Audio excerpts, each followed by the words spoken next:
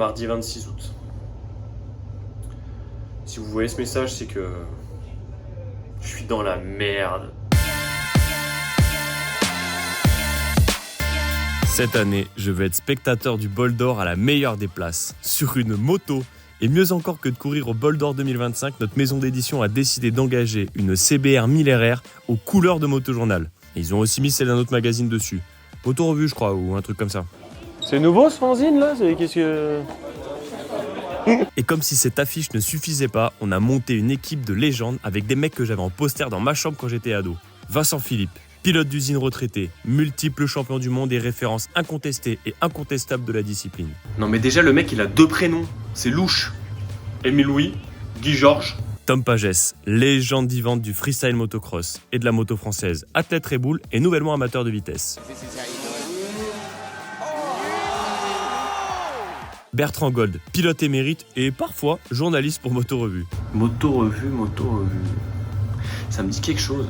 Et pour finir, Bibi. Ouais, vous avez bien compté, on est 4 pilotes. Il y a une raison à cela, c'est qu'en fait on est engagé dans la nouvelle catégorie production.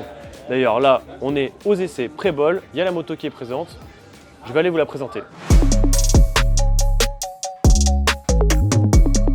Et en plus d'augmenter le nombre de pilotes de 3 à 4, l'idée de cette nouvelle catégorie est de rendre la discipline plus accessible financièrement, avec des motos à la préparation minimale, jusqu'à 100 000 € moins chères que celle de devant. La nôtre est une Honda CBR 1000 RR Fireblade préparée par l'incontournable Tati Team. Le moteur et la partie cycle sont strictement d'origine, comme le réservoir, qui ne fait que 16 litres au lieu des habituels 24 litres des machines d'endurance. Ce qui induit que nous ferons que des relais de 30 minutes. Et ça fait plaisir. L'avantage, c'est qu'ils ont mis Moto Revue du bon côté, ça tourne qu'à droite. Avec un peu de chance, on se bourre d'entrée de jeu. Plus de Moto Revue.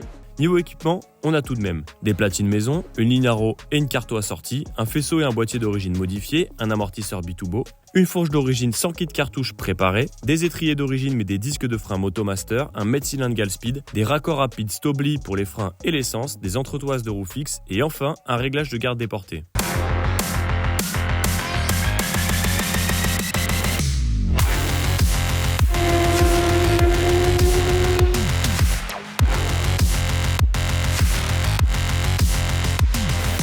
Les tours propres, ils sont rares. C'est pour ça qu'ils sont beaux.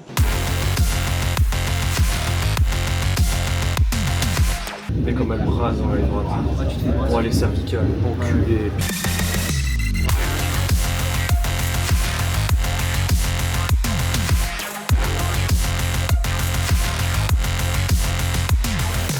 D'entrée de jeu, Vincent a claqué un impressionnant 1,57. Un chrono qu'il place déjà devant un bon paquet de pilotes de la catégorie Superstock. Bon, après, j'avoue, on n'est pas tous 10 fois champion du monde d'endurance. Personnellement, la CBR est tellement puissante et explosive au régime qu'il m'a fallu quelques tours avant de m'acclimater. Je te file 50 balles, tu lui enlèves 20 chevaux. Elle m'a littéralement scotché.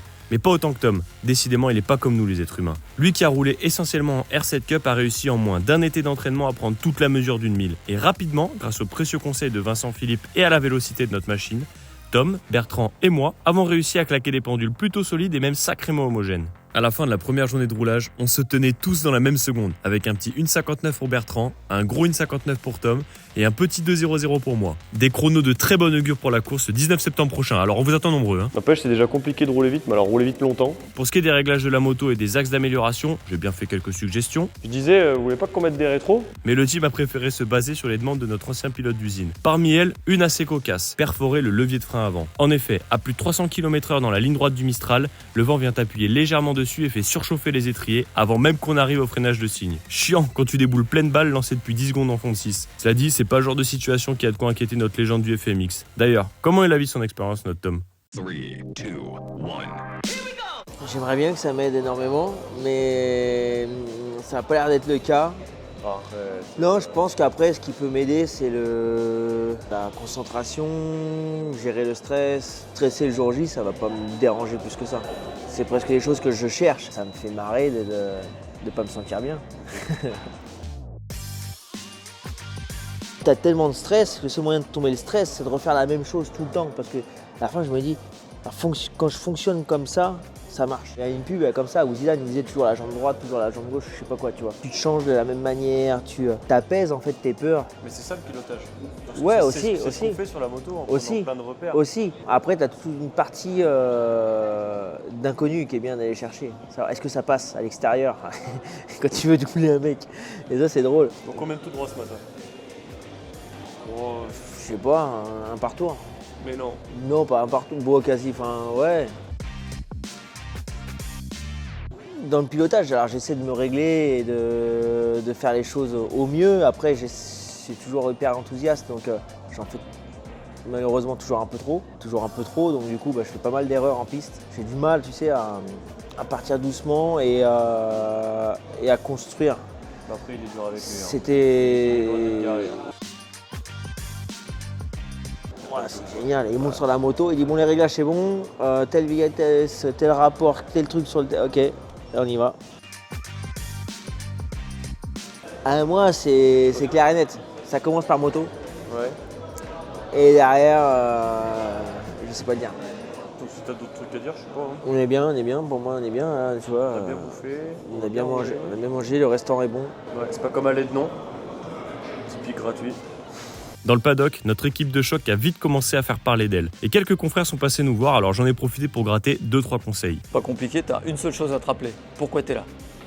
T'es là pour te Plaisir. faire plaisir. T'as raison. Donc t'as pas besoin d'être stressé. Ouais, T'as une super moto, t'as des super coéquipiers, t'as un bon team. On part le mec en jaune, mais. Ouais, méfie-toi. Méfie-toi des mecs en jaune. Un conseil, c'est que c'était un changement d'adhérence et j'attendais les drapeaux. Je me suis dit, s'il n'y a pas de drapeau, c'est qu'il n'y a pas de changement d'adhérence. Et en fait, il y en avait un quand même. Donc un truc, c'est fais-toi un peu confiance. Mais c'est un conseil qui va aussi dans le bon sens. C'est que tu sais faire de la moto, toi. Tu roules bien. Tu t'es entraîné. Je suis entraîné. T'es tanké. Depuis que tu t'es fait larguer comme une merde, tu fais que ça du sport. Exactement. Bon. Et oui, on ne s'engage pas sur une course de 24 heures sans préparation physique. Pour ma part, j'ai suivi les recommandations de plusieurs pilotes et les bénéfices sur la moto ont été immédiats et vraiment significatifs. Alors je vous les partage rapidement pour ceux qui souhaitent progresser. D'abord, très important, il faut entraîner son cardio pour gagner en lucidité et donc en précision de pilotage sur la moto, quel que soit le rythme.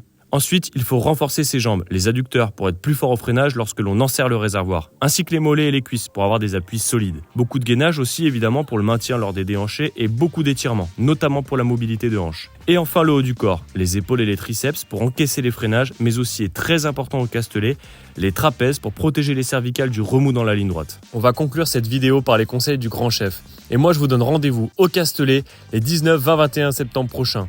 Allez venez quoi, ça va être bien. Bon, on n'est pas trop nul. On est bien? On est bien. On est bien. Ouais. Donc le soleil, il fait beau, il n'y a pas de vent Ouais, c'est vrai que c'est et la moto marche pas mal. Elle marche grave. Bon, c'est quoi toi ton objectif quand David il t'a appelé pour venir faire ça avec des poireaux comme nous? Tu t'es dit quoi? Tu t'es dit ta première envie c'était de faire de la moto, de refaire de la moto? C'est pour le côté un peu c'est une belle aventure parce qu'il y a Tom et tout. Qu'est-ce qui t'a le plus motivé? La première raison pour moi, la plus importante, c'était revenir sur ce bol d'or que j'ai connu maintes et maintes fois, et avec un objectif et un autre objectif que la gagne. Le fait d'être grand frère dans cette aventure, pour moi c'était ça On est très chanceux. l'objectif numéro 1. Le résultat, honnêtement, on n'en a absolument pas parlé, même si on aimerait toujours finir en beauté, ça c'est clair. Ah, je Mais, sens l'instinct de pilote qui revient. Mais oui, évidemment. L'instinct champion chaque du fois. monde. Non, on s'en fout de gagner, mais il faut qu'on gagne. Voilà. Moi, c'est ma première fois. T'as quoi comme conseil sur tout ce qui est à côté? Gestion du stress, de l'hydratation, de la fatigue? T'as quoi comme conseil? Il faut faire attention à son alimentation. Le sommeil, c'est pas un problème. Ok, un peu de stress, c'est sûr, c'est évident.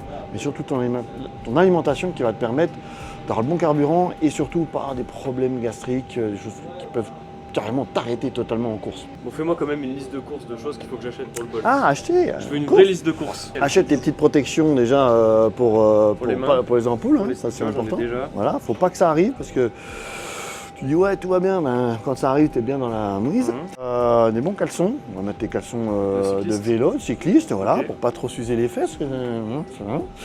Voilà, c'est très désagréable aussi. Et puis après, ben, on va aller trouver un peu de barres de céréales, Ok. de quoi s'alimenter de toute façon, et puis se protéger des petits bobos qui peuvent devenir très gênants en fait. Ok.